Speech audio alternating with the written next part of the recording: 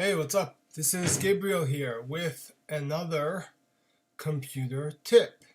And this one is about printers. Does anybody remember that you used to print things? You have paper. I got books in the background here, but you actually had to print things on dead trees and then maybe write something on it or sign and the like and send it in an envelope.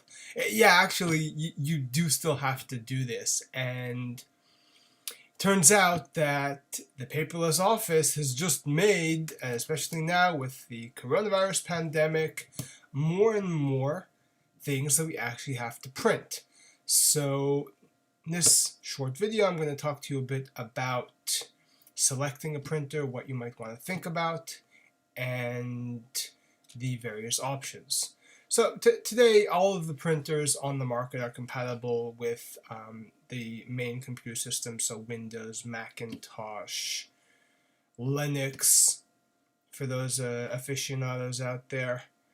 And the printer manufacturers make sets of instructions or drivers for each of these operating systems. So you would, once you've identified the printer that you want, go and download the driver from the manufacturer's website. Usually type in the model number of the printer and you can download that. But let's talk about what printer you might want.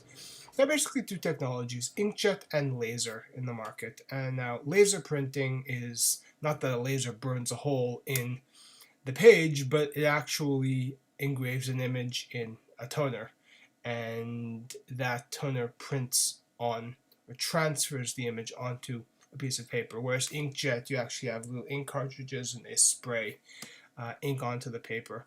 Inkjet are very common for color. People want to be able to print their pictures at home, and they're pretty respectable. Just happens to be the text looks a little bit less sharp.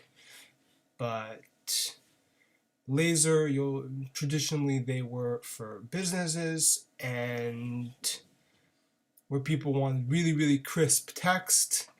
You can buy today color lasers. They are still the premium or most expensive types of printers out there, but a black and white laser can be had for very few dollars. Of course, printer manufacturers have realized in this era of consumables and disposables, the best way to make us to buy and keep buying is to sell us the printer for practically nothing, and then the replacement cartridges or toner or whatever consumable we use to actually print the pages, basically the ink, that costs as much as almost a new one, and you're locked in to buy that individual consumable again and again. So thinking about what printer you might want to buy, you might want to look at the price of the consumables.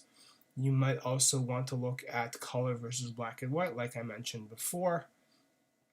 Inkjet printer is more popular for home users of color. You can print your pictures, you can print nice color posters, whatever it is. Laser, traditionally crisp texts, really professional level output. If you're going to be sending out any print items, you might want to consider a laser printer.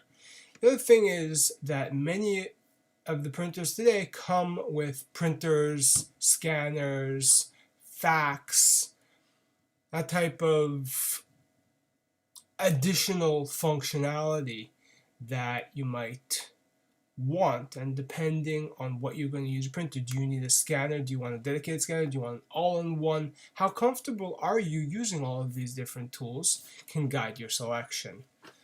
And finally, you want to think about footprint. They are big, so you see people in their home offices now. We're all telecommuting.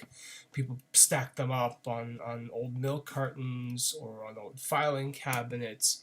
You have to think about footprints because desks have shrunk, considering that most of us are using laptops or portable computers or tablets. Interestingly, I'll mention you can print from a tablet or a cell phone. You just want to make sure that the manufacturer of the printer makes an app that goes with your mobile device. So all of the big manufacturers have their own app to sync from your iPad or your Android device, and so on. So once you've figured out what features you need, what type of quality you need, whether you want color, black and white, you go ahead and buy the printer, and in subsequent videos we will show how to make your printer and computer talk to one another. So stay tuned.